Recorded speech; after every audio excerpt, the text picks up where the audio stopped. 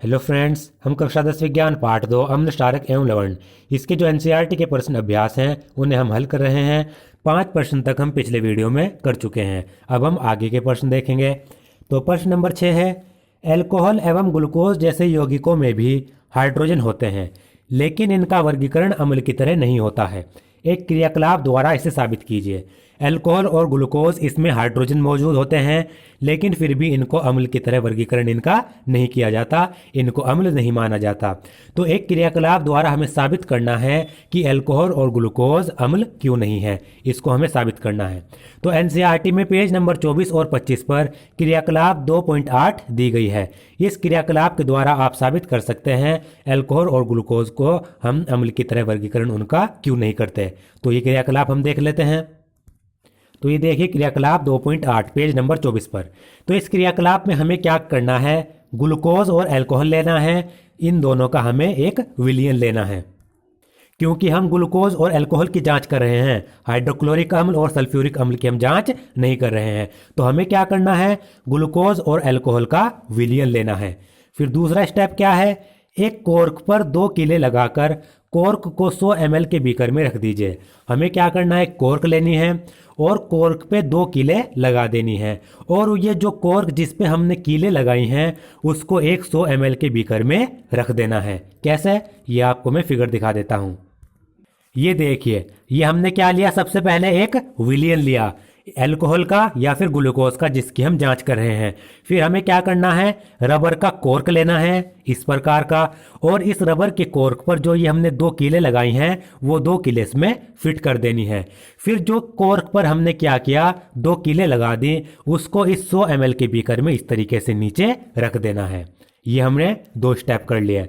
अब करते हैं तीसरा स्टेप। चित्र 2.3 के अनुसार कीलो को 6 वोल्ट की एक बैटरी के दोनों टर्मिनलों के साथ एक बल्ब तथा स्विच के माध्यम से जोड़ दीजिए। जैसा कि चित्र में दिखाया गया है, जो हमने 2 कीले लिए हैं उन दोनों कीलों को 6 वोल्ट की एक बैटरी के साथ हमें जोड़ देना है, और बीच में हमें क्या लगा देना है, एक बल्ब लगा देना है और एक स्विच लगा देना है। तो देखिए यहाँ पर कुछ इस तरीके से, ये इधर की कील, ये वाली कील। तो इस कील को हमें क्या करना है, बैटरी का जो ये नेगेटिव टर्मिनल है, ऋणात्मक टर्मिनल है, इससे जोड़ देना है। ये वाला माइनस में होता है और ये जो बड़े वाला आप देख रहे हैं ये पॉजिटिव यानी धनात्मक होता है। तो इसको तो हमने इस टर्मिनल से जोड़ दिया बैटरी से, और जो ये वाली कील है उसको इस वाले टर्मिनल से जोड़ दिया, और बीच में हमने एक बल्ब लगा दिया और एक यहाँ पर एक स्विच लगा दिया। इतना काम हमें कर देना है। अब क्या करना है, अगला स्टेप देखिए। अब बीकर में थोड़ा तनु HCl डालकर विद्युत धारा प्रवाहित कीजिए। अब हमें क्या करना है, तनु HCl नहीं डालना, क्योंकि हमें क्या करना है, ग्लूकोज और अल्कोहल की जांच करनी है, ना कि HCl की।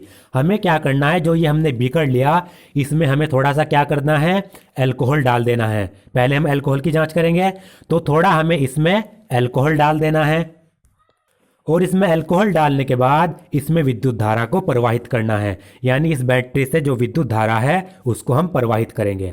और इसी तरीके से हमें सल्फ्यूरिक अम्ल की तो जांच नहीं करनी। इसी क्रिया को हमने पहले इसमें अल्कोहल डाला, अब इसी क्रिया को दोबारा हम जो ग्लूकोज है उसे इसमें हम ग्लूकोज डालेंगे, और ग्लूकोज डालकर इसी क्रिया को दोबारा से हम ग्लूकोज के साथ दोहराएंगे। तो पहले हमने क्या किया, अल्कोहल डाला, इस क्रिया को किया, विद्युत धारा प्रवाहित की। फिर हमने क्या किया, इसी क्रिया में इसमें ग्लूकोज डाला, अल्कोहल निकालकर, ग्लूकोज डालकर इसी क्रिया को विद्युत धारा प्रवाहित करके दोबारा से करना है। फिर इसमें क्वेश्चन पूछा गया, आपने क्या परीक्षण किया, आपने विद्युत धारा को प्रवाहित करने पर क्या देखा। तो यहाँ तक हमें ये एक्टिविटी जो क्रियाकलाप है ये करनी है। अब हम क्या देखेंगे ये देख लेते हैं। आप यह देखेंगे कि ग्लूकोज एवं अल्कोहल का विलयन विद्युत का चालन नहीं करते हैं। बल्ब के जलने से यह पता चलता है कि इस विलयन से विद्युत का प्रवाह हो रहा है। विलयन में विद्युत धारा का प्रवाह आयनों द्वारा होता है। तो आपने देखा, जो ग्लूकोज और अल्कोहल जब आपने इसमें डाला तो उसमें विद्युत का चालन नहीं हो रहा। अगर इस क्रियाकलाप में बल्ब जल जाता तो बल्ब के जलने से हमें यह पता चलता कि विलयन में विद्युत का प्रवाह हो रहा है। लेकिन ग्लूकोज और अल्कोहल के केस में जब हमने यहाँ पर ग्लूकोज डाला तब भी विद्युत प्रवाह किया, बल्ब नहीं जला। जब अल्कोहल हमने डाला, विद्युत प्रवाह किया, तब भी बल्ब नहीं जला। तो इससे हमें क्या पता चल रहा है? इससे हमें पता चल रहा है ग्लूकोज और अल्कोहल के केस में इसमें कोई भी आयन उत्पन्न नहीं हो रहे हैं, क्योंकि विलयन में विद्युत धारा का प्रवाह आयनों द्वारा होता है। अगर जो ये विलयन है इसमें विद्युत धारा का प्रवाह हो रहा है तो इसमें आयन जरूर होंगे, H पॉजिटिव आयन जरूर होंगे। लेकिन ग्लूकोज और अल्कोहल के केस में जो ये हाइड्रोजन आयन है वो यहाँ पर उत्पन्न हो ही नहीं रहे, तो इसमें विद्युत धारा का प्रवाह नहीं होगा और ग्लूकोज और अल्कोहल के केस में ये बल्ब नहीं जलेगा। तो बल्ब नहीं जला यानी जो हाइड्रोजन आयन है वो उत्पन्न नहीं हुए। अब हाइड्रोजन आयन उत्पन्न नहीं होंगे तो ग्लूकोज और अल्कोहल को हम जो अम्ल हैं वो नहीं मान सकते, क्योंकि अम्ल का काम क्या है? अम्ल का काम है विलयन में हाइड्रोजन आयन को उत्पन्न करना। लेकिन ग्लूकोज और अल्कोहल तो हाइड्रोजन आयन उत्पन्न कर ही नहीं रहे, हाइड्रोजन आयन उत्पन्न नहीं कर रहे, तो ग्लूकोज और अल्कोहल को हम अम्ल में वर्गीकरण इनका नहीं कर सकते। तो इस क्रियाकलाप से हमें पता चल गया बल्ब नहीं जला, हाइड्रोजन आयन उत्पन्न नहीं हुए, तो ग्लूकोज और अल्कोहल को हम अम्ल नहीं मान सकते, क्योंकि अम्ल में धन आयन हाइड्रोजन आयन होते हैं और हाइड्रोजन आयन इनके केस में उत्पन्न नहीं हुए। तो ये आपको जो क्रियाकलाप है ये कर देनी है और यही इस प्रश्न का उत्तर है। अब देखिए अगला प्रश्न है, आश्रित जल विद्युत का चालक क्यों नहीं होता जबकि वर्षा का जल होता है? आश्रित जल यानी डिस्टिल्ड वाटर। जो आश्रित जल होता है वो विद्युत का चालक नहीं होता, उसमें विद्युत धारा का प्रवाह नहीं होता, जबकि जो वर्षा का जल होता है वो विद्युत का चालक होता है। इसका हमें कारण बताना है, तो कारण देख लेते हैं। अब ये तो उत्तर 6 तो हमने देख लिया, अब देखिए उत्तर 7। आश्रित जल एक शुद्ध रूप है और वह किसी भी प्रकार के आयनों से मुक्त होता है। जो आश्रित जल होता है यानी डिस्टिल्ड वाटर वो पानी का शुद्ध रूप है, और आपको पता है जब पानी शुद्ध रूप में होता है तो उसमें किसी भी प्रकार के आयन नहीं होते, तो आश्रित जल में भी कोई भी आयन मौजूद नहीं होता। विद्युत के संचालन के लिए आयनों की आवश्यकता होती है, इसलिए यह विद्युत का संचालन नहीं करता है। और आपको पता है विद्युत के संचालन के लिए आयनों की आवश्यकता होती है, यानी जो आयन होते हैं वही विद्युत का संचालन करते हैं। और आश्रित जल में तो आयन मौजूद है ही नहीं। अब आश्रित जल में आयन है ही नहीं तो ये विद्युत धारा को प्रवाहित नहीं कर सकता, विद्युत धारा का चालक ये नहीं होता। जबकि वर्षा का जल शुद्ध नहीं होता, इसमें वातावरण की आंशिक अशुद्धियां मिली हुई होती हैं। जो वर्षा का जल होता है वो शुद्ध नहीं होता। वर्षा के जल में जो वातावरण में अशुद्धियां मौजूद हैं वो वर्षा के जल में मिल जाती हैं और इसको अशुद्ध कर देती हैं। अब अतः ये विद्युत का संचालन करता है। तो जब वर्षा के जल में अशुद्धियां मिली हुई हैं तो इनमें आयन भी मौजूद होते हैं। अब जब वर्षा के जल में आयन मौजूद हैं तो विद्युत धारा का प्रवाह वर्षा के जल में हो जाता है।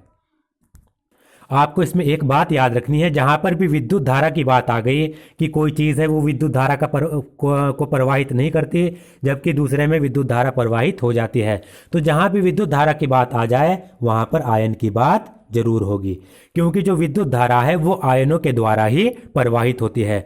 किसी चीज़ में अगर आयन होंगे तो वो विद्युत धारा को प्रवाहित कर देंगे, आयन फ्री होंगे, मुक्त होंगे। अगर किसी चीज़ में आयन नहीं होंगे तो विद्युत धारा को वो प्रवाहित नहीं करेंगे। तो ये इसका उत्तर था। तो प्रश्न नंबर 8 है, जल की अनुपस्थिति में अम्ल का व्यवहार अम्लीय क्यों नहीं होता है? अगर जल की अनुपस्थिति है तो जो अम्ल होते हैं वो अम्लीय व्यवहार प्रदर्शित क्यों नहीं करते हैं? अम्ल है लेकिन जल की अनुपस्थिति है, जल है नहीं, तो जो अम्ल है वो अम्लीयता प्रकट क्यों नहीं करेंगे? इसका कारण हमें बताना है। तो देख लेते हैं।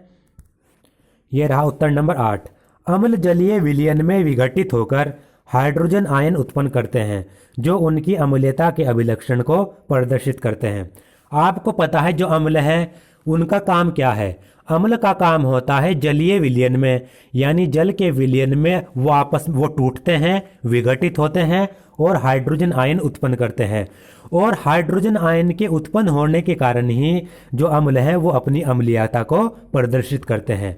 अगर जल की अनुपस्थिति हो जाए तो जल की अनुपस्थिति के कारण हाइड्रोजन आयन उत्पन्न नहीं हो पाते हैं, इसलिए जल की अनुपस्थिति में अम्ल का व्यवहार अम्लीय नहीं होता है। अगर जल की अनुपस्थिति है, जल मौजूद नहीं है, तो जो अम्ल है वो हाइड्रोजन आयन कभी भी उत्पन्न नहीं कर पाएंगे। अगर कोई अम्ल हाइड्रोजन आयन उत्पन्न कर ही नहीं पाएगा तो वो अम्लीयता को प्रदर्शित कर ही नहीं पाएगा। तो सिंपल इसका उत्तर क्या हुआ? जल की अनुपस्थिति में अम्ल विघटित नहीं होते और हाइड्रोजन आयन को उत्पन्न नहीं कर पाते, इसलिए जल की अनुपस्थिति में अम्ल का व्यवहार अम्लीय नहीं होता है। ये इसका उत्तर है, ये आपको याद रखना है। प्रश्न नंबर 9, 5 विलयन ABCDE की जब सार्वत्रिक सूचक से जांच की जाती है तो पीएच के मान क्रमशः 4, 1, 11, 7 एवं 9 प्राप्त होते हैं। कौन सा विलयन उदासीन है, प्रबल क्षारीय है, प्रबल अम्लीय है, दुर्बल अम्लीय है, दुर्बल क्षारीय है? ये हमें बताना है। तो हमारे पास 5 विलयन दिए गए हैं ABCDE। जब इनको सार्वत्रिक सूचक से इनकी जांच की गई तो इनके पीएच का पता चला। सार्वत्रिक सूचक से इनके पीएच कितने आए? ए का तो आया 4, बी का आया 1, सी का आया 11, डी का आया 7 और ई का आया 9। तो इन पांचों विलयनों में से हमें बताना है कौन सा उदासीन है, कौन सा प्रबल क्षारीय है। ये 5 पॉइंट हमें बताना है। तो इससे पहले आपको याद रखना है कि जो अम्ल होते हैं, अम्ल, उनका जो पीएच होता है वो 7 से कम होता है। कितना होगा? 7 से कम होगा। और जो क्षारक होते हैं उनका जो पीएच होता है वो 7 से ज्यादा होता है। ये तो सिंपल अम्ल और क्षारक के बारे में पता लग गया। अब प्रबल अम्ल कौन सा होगा? तो प्रबल अम्ल वह अम्ल होगा जिसका पीएच बहुत ज्यादा कम होगा। मान लीजिए अम्ल क्या है? 7 से कम जिनका पीएच है। अब 7 से जितना ज्यादा कम पीएच होगा उतना ज्यादा प्रबल अम्ल होगा। दूसरी तरफ जो क्षारक होते हैं उनका पीएच 7 से ज्यादा होता है। तो क्षारक के केस में क्या होगा? जितना ज्यादा 7 से ज्यादा पीएच होगा, यानी जितना ज्यादा पीएच होगा 7 से ऊपर, उतना ज्यादा वो प्रबल क्षारक होगा। अब ये पता लग गया हमें। और जो उदासीन होते हैं उनका पीएच हमेशा 7 होता है। जिसका पीएच 7 होगा वो उदासीन होगा। अब देखिए यहीं से हमें पता लग गया इसका उत्तर। उदासीन कौन सा है? जिसका पीएच 7 डी का पीएच है। तो डी हमारा क्या है? उदासीन। प्रबल क्षारीय, अभी मैंने क्या बताया? प्रबल क्षारीय, यानी 7 से ऊपर जितना ज्यादा जिसका पीएच होगा वो उतना ज्यादा प्रबल क्षारीय होगा। तो 7 से ऊपर हमारे पास कितने हैं? एक तो 9, ये 7 से ऊपर है, और एक 11, ये 7 से ऊपर है। लेकिन इनमें जो 11 है वो बहुत ज्यादा है, 7 से ऊपर है बहुत ज्यादा। जो 9 है वो 7 से 2 ज्यादा है, 11 7 से 4 ज्यादा है। तो प्रबल क्षारीय कौन हुआ? 11 वाला, जिसका पीएच सबसे ज्यादा। तो प्रबल क्षारीय देखिए 11 किसका है हमारे पास? सी। तो ये आ गया सी। प्रबल अम्लीय, मैंने क्या बताया था? प्रबल अम्लीय 7 से जितना कम पीएच होगा उतना प्रबल वो अम्लीय होगा। तो 7 से नीचे पहले एक तो 4 है और एक 1 है। तो देखिए आप, 7 से नीचे जो 4 है वो 3 कम है, जबकि जो 1 है वो 7 से 6 कम है। तो ज्यादा कौन कम है? 1 वाला। तो 1 क्या होगा? प्रबल अम्लीय। वो किसका है? बी का। ये आ गया बी। दुर्बल अम्लीय, अब अम्ल तो हमारे पास 2 ही हैं, एक 4 वाला अम्ल, एक 1 वाला अम्ल। तो जो 4 वाला अम्ल होगा वो दुर्बल होगा, क्योंकि इसका सी की तुलना में इसका इतना कम नहीं है। तो 4 किसका है? ए का। ए दुर्बल अम्ल है। ए अम्ल है क्योंकि 7 से कम इसका पीएच है, लेकिन ये दुर्बल अम्ल है। दुर्बल क्षारीय, दुर्बल क्षारीय हमारे पास एक तो क्षारीय हमारे पास 11 वाला है, एक 9 वाला। 11 वाला तो क्या है? प्रबल क्षारीय। अब बचा 9 वाला, 9 वाला हमारे पास दुर्बल क्षारीय। तो ई। तो ये आ गया हमारे पास DCBAE। ये आपको याद रखना है। अब पीएच के मानों को हाइड्रोजन आयनों की सांद्रता के आरोही क्रम में व्यवस्थित कीजिए। अब हमारे पास जो ये पीएच के मान हैं इनको हमें क्या करना है? हाइड्रोजन आयन की सांद्रता के अनुसार इनको आरोही क्रम में रखना है। आरोही क्रम का मतलब है इंक्रीजिंग ऑर्डर, यानी बढ़ता क्रम। सबसे कम जिसमें हाइड्रोजन आयन होंगे उसको सबसे पहले, सबसे ज्यादा जिसमें हाइड्रोजन आयन होंगे उसको सबसे बाद में रखना है। अब आपको पता है जितना ज्यादा प्रबल अम्ल होता है उतने ज्यादा उसमें हाइड्रोजन आयन होते हैं।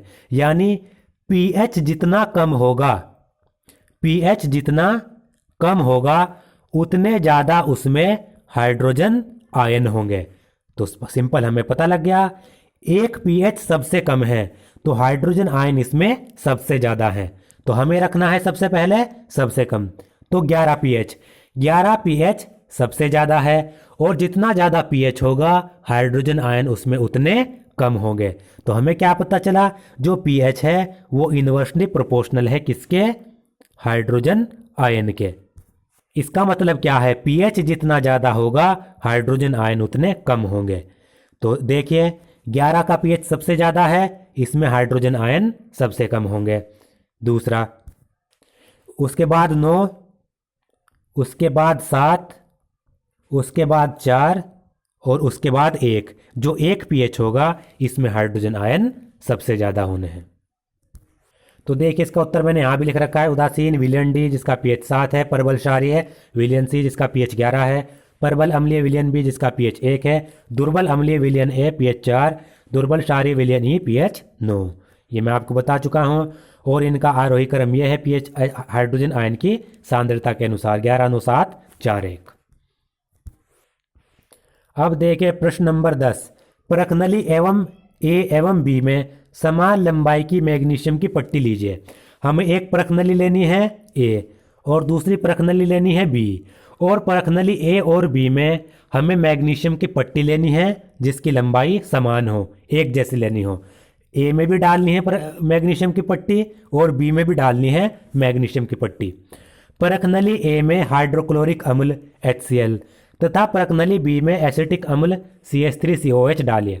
हमें क्या करना है, परखनली ए में तो हाइड्रोक्लोरिक अम्ल डालना है, परखनली बी में एसिटिक अम्ल डालना है। किस परखनली में अधिक तेजी से बुदबुदाहट होगी तथा क्यों? हमें बताना है कौन सी परखनली में अधिक तेजी से बुदबुदाहट होगी और क्यों। आपको पता है बुदबुदाहट कब होती है, जब हाइड्रोजन गैस निकलती है।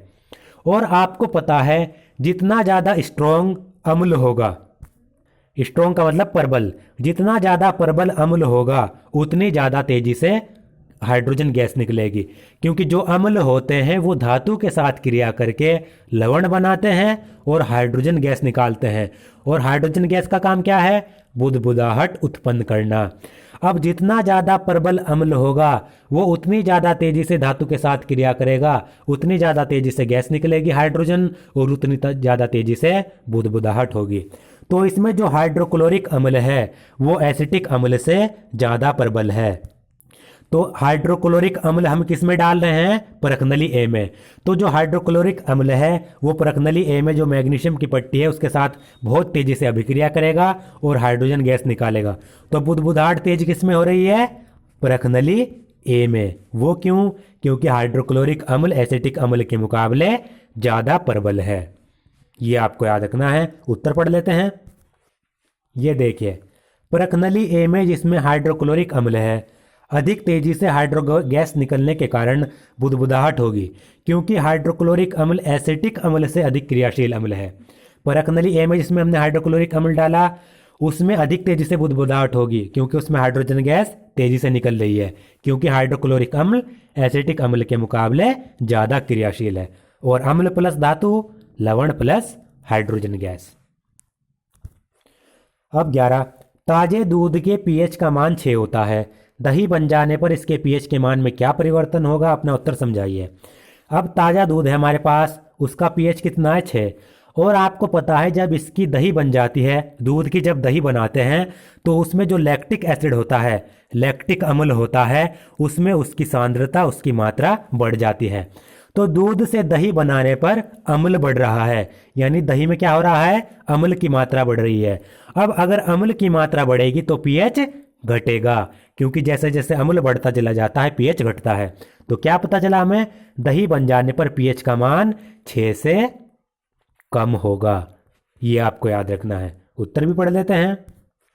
दही दूध से अधिक अम्लीय होती है, इसलिए दही के पीएच का मान 6 से कम होगा। और दही अम्लीय क्यों होती है, क्योंकि उसमें लैक्टिक अम्ल बनने लगता है जैसे जैसे दही बनती है। प्रश्न नंबर 12, एक ग्वाला ताजे दूध में थोड़ा बेकिंग सोडा मिलाता है। कोई ग्वाला है, उसके पास ताज़ा दूध है, तो वो ताजे दूध में क्या कर देता है, थोड़ा सा बेकिंग सोडा मिला देता है। और बेकिंग सोडा आपको पता है क्षार होता है। क्या होता है, क्षारक। तो इसका पहला प्रश्न है, ताज़ा दूध के पीएच के मान को 6 से बदलकर थोड़ा थोड़ा क्षारीय क्यों बना देता है। जो ग्वाला है वो ताज़े दूध जिसका पीएच का मान 6 है। अब ग्वाला क्या करेगा, उसमें बेकिंग सोडा मिलाएगा। बेकिंग सोडा क्या है, एक क्षारक है। तो जब दूध में क्षारक मिला जाएगा, क्षार मिलाया जाएगा, तो उसका जो पीएच है वो बढ़ जाएगा, क्योंकि क्षार मिलाने पर क्या होता है, पीएच बढ़ता है। तो जो ग्वाला है वो ताज़े दूध के पीएच को क्यों बढ़ा रहा है, उसको क्षारीय क्यों कर रहा है, ये हमें बताना है। तो देखिए उत्तर देख लेते हैं इसका। तो ये रहा पहला उत्तर इसका। जब दूध अधिक अम्लीय हो जाता है तो वह खाने पीने योग्य नहीं रहता है। जैसे जैसे दूध अम्लीय होता चला जाता है तो दूध खाने पीने योग्य नहीं रहता। ताज़ा दूध समय के साथ साथ अम्लीय होता रहता है। अगर हम ताज़े दूध को थोड़े समय के लिए रख देंगे तो उसमें अम्लीयता बढ़ती चली जाएगी, वो समय के साथ साथ अम्ल में मतलब अम्लीय होता चला जाएगा। इसलिए ग्वाला ताज़े दूध में थोड़ा बेकिंग सोडा या क्षार मिला देता है ताकि दूध अम्लीय होने में अधिक समय ले और ज़्यादा समय तक दूध सुरक्षित रहे। अब जब दूध धीरे धीरे अम्लीय होता चला जा रहा है तो ग्वाला क्या करता है, उसको अम्ल में यानी उसकी अम्लीयता को कम करने के लिए उसमें थोड़ा सा बेकिंग सोडा मिला देता है, क्षार मिला देता है। और क्षार का काम क्या होता है, अम्लीयता को कम करना यानी पीएच को बढ़ाना। तो बेकिंग सोडा मिलाने से जो दूध होता है वो अम्लीय होने में अधिक समय लेता है और ज़्यादा समय तक दूध सुरक्षित रहता है। अब इसका बी पार्ट, इस दूध को दही बनने में अधिक समय क्यों लगता है। अब जो बेकिंग सोडा मिलाने के बाद जो दूध आया वो दही बनने में अधिक समय क्यों लगाता है। जैसे हमारे पास ये क्या है, ताज़ा दूध है, और जो ये हमारे पास दूध है इसमें जो बेकिंग सोडा है वो मिलाया गया है, ये बेकिंग सोडा वाला दूध है। अगर हम ताज़े दूध से दही बनाएं तो वो दही बनने में कम समय लेती है। अगर हम बेकिंग सोडा से दही बनाएं वो दही बनने में वो ज़्यादा समय लेती है, जो बेकिंग सोडा वाला दूध है ये वाला। तो ऐसा क्यों होता है ये हमें बताना है। अब सिंपल है, आपको पता है जो ताज़ा दूध होता है उसका पीएच 6 होता है, जबकि जिस दूध में बेकिंग सोडा मिलाया गया उसका पीएच 6 से ज़्यादा होता है। और आपको पता है जब दही बनाई जाती है दूध से तो जो दूध का जो पीएच है वो घटता है। अब जिसका पीएच पहले से ही कम है वो उसका पीएच और घटेगा, अम्ल में ज़्यादा कन्वर्ट होगा, अम्लीयता उसकी अम्ल में जल्दी से परिवर्तित होगा। और जिसका पीएच पहले से ही 6 से ज़्यादा है वो अम्ल में परिवर्तित होने में ज़्यादा समय लेगा। तो यही इसका उत्तर है। तो देखिए यह दूध ताज़े दूध से अधिक क्षारीय है। आपको पता है जिस दूध में ग्वाले ने बेकिंग सोडा मिलाया वो ताज़े दूध के मुकाबले अधिक क्षारीय हो गया, इसलिए इस दूध को दही बनाने में अधिक समय लगता है। इसलिए जितना ज़्यादा क्षारीय दूध होगा उससे दही बनाने में उतना ज़्यादा समय लगेगा। यानी जो क्षारीय दूध है उसको ताज़े दूध के मुकाबले में दही बनाने में ज़्यादा समय लगता है। प्रश्न नंबर 13, प्लास्टर ऑफ पेरिस को आर्द्ररोधी बर्तन में क्यों रखा जाना चाहिए, इसकी व्याख्या कीजिए। जो प्लास्टर ऑफ पेरिस होता है उसको आर्द्ररोधी यानी ऐसे बर्तन में जिसमें नमी ना हो, ऐसे बर्तन में उसको क्यों रखा जाता है इसका हमें बताना है। तो देखिए प्लास्टर ऑफ पेरिस को आर्द्ररोधी बर्तन में इसलिए रखा जाना चाहिए क्योंकि प्लास्टर ऑफ पेरिस आर्द्रता यानी जल से अभिक्रिया करके जिप्सम बना देता है। प्लास्टर ऑफ पेरिस को बिना नमी वाले यानी आर्द्ररोधी बर्तन में इसलिए रखा जाता है क्योंकि जो प्लास्टर ऑफ पेरिस होता है अगर उसको नमी मिल जाए यानी जल मिल जाए तो प्लास्टर ऑफ पेरिस उस नमी के कारण उस आर्द्रता के साथ अभिक्रिया करता है और जिप्सम बना लेता है। तो अगर हम प्लास्टर ऑफ पेरिस को ऐसे बर्तन में रखेंगे जिसमें नमी ना हो, जिसमें आर्द्रता हो ही ना, तो उसको नमी नहीं मिलेगी, जल नहीं मिलेगा, वो जल के साथ अभिक्रिया कर नहीं पाएगा और जिप्सम बना ही नहीं पाएगा। तो देखिए क्या होता है, पीओपी यानी प्लास्टर ऑफ पेरिस CSO4.2 ये जल के साथ क्रिया करता है। इसमें जल के डेड अणु लेते हैं इसमें। तो पीओपी प्लास्टर ऑफ पेरिस जल के साथ अभिक्रिया करेगा, जिप्सम बना लेता है। तो जिप्सम ना बने इसलिए उसको आर्द्ररोधी बर्तन में रखा जाता है। अब अगला प्रश्न है उदासीनीकरण अभिक्रिया क्या है, तो उदाहरण दीजिए। तो जो उदासीनीकरण अभिक्रिया होती है उसमें अम्ल और क्षारक आपस में अभिक्रिया करते हैं, लवण और जल बनाते हैं, यही क्रिया कहलाती है उदासीनीकरण अभिक्रिया। तो इसके उदाहरण देख लेते हैं। जब कोई क्षार अम्ल से अभिक्रिया करता है तो लवण तथा जल बनता है। इस अभिक्रिया को उदासीनीकरण अभिक्रिया कहते हैं। इसके उदाहरण ये रहे। तो पहला उदाहरण है, सोडियम हाइड्रोक्साइड हाइड्रोक्लोरिक अम्ल के साथ अभिक्रिया करता है जिससे साधारण नमक बनता है और जल बनता है। ये सोडियम हाइड्रोक्साइड क्षारक है NaOH, हाइड्रोक्लोरिक अम्ल HCl अम्ल है, आपस में अभिक्रिया करेंगे NaCl बनाएंगे, ये नमक होता है सोडियम क्लोराइड, और जल बनता है H2O। दूसरा, मैग्नीशियम हाइड्रोक्साइड जो क्षारक है वो हाइड्रोक्लोरिक अम्ल के साथ अभिक्रिया करता है। मैग्नीशियम क्लोराइड जो जो लवण है और उससे जल बनता है। MgOH का उल्टवाइस मैग्नीशियम हाइड्रोक्साइड क्षारक 2HCl हाइड्रोक्लोरिक अम्ल, अभिक्रिया करेंगे उत्पाद बनेंगे MgCl2 लवण मैग्नीशियम क्लोराइड और जल बनेगा इसमें 2H2O। तो लास्ट प्रश्न है, धोने का सोडा एवं बेकिंग सोडा के दो प्रमुख उपयोग बताइए। इसमें हमें धोने का सोडा और बेकिंग सोडा इन दोनों के दो प्रमुख उपयोग बताने हैं। तो देख लेते हैं। धोने के का सोडा के दो प्रमुख उपयोग। पहला, इसका उपयोग कांच, साबुन तथा कागज उद्योग में होता है। धोने का सोडा जो होता है इसका उपयोग कांच के उद्योग में, साबुन तथा कागज के उद्योग में होगा। दूसरा, जो धोने का सोडा होता है इसका उपयोग घरों में साफ सफाई में भी होता है। ये तो हो गए धोने के सोडे के। अब बात करते हैं बेकिंग सोडा के दो प्रमुख उपयोग। पहला, इसका उपयोग सोडा अम्ल अग्निशामक में भी किया जाता है। जो बेकिंग सोडा होता है इसका उपयोग सोडा अम्ल अग्निशामक यानी आग को बुझाने के लिए जो बनाए जाते हैं उसमें किया जाता है। दूसरा, इसका उपयोग खाने की चीज़ों को मुलायम तथा स्पंजी बनाने के लिए किया जाता है। बेकिंग सोडा का उपयोग खाने की जो चीज़ें होती हैं उनको मुलायम और स्पंजी बनाने के लिए भी होता है, जैसे केक स्पंजी बनाने में होता है उसको। तो दोस्तों, आज का मेरा वीडियो अगर आपको पसंद आया तो प्लीज़ मेरे चैनल को सब्सक्राइब करें, इस वीडियो को ज़्यादा से ज़्यादा शेयर करें। और अगर आपको प्रश्न की उत्तर की जो ये PDF है ये चाहिए जिसमें प्रश्न भी लिखे होंगे और उत्तर भी, तो इस वीडियो के डिस्क्रिप्शन बॉक्स में मैंने एक लिंक दिया हुआ है, उसमें आपको लिखा होगा डाउनलोड PDF। उसके जो नीचे जो लिंक है उस लिंक पर आप क्लिक करिए और इस PDF को डाउनलोड करिए।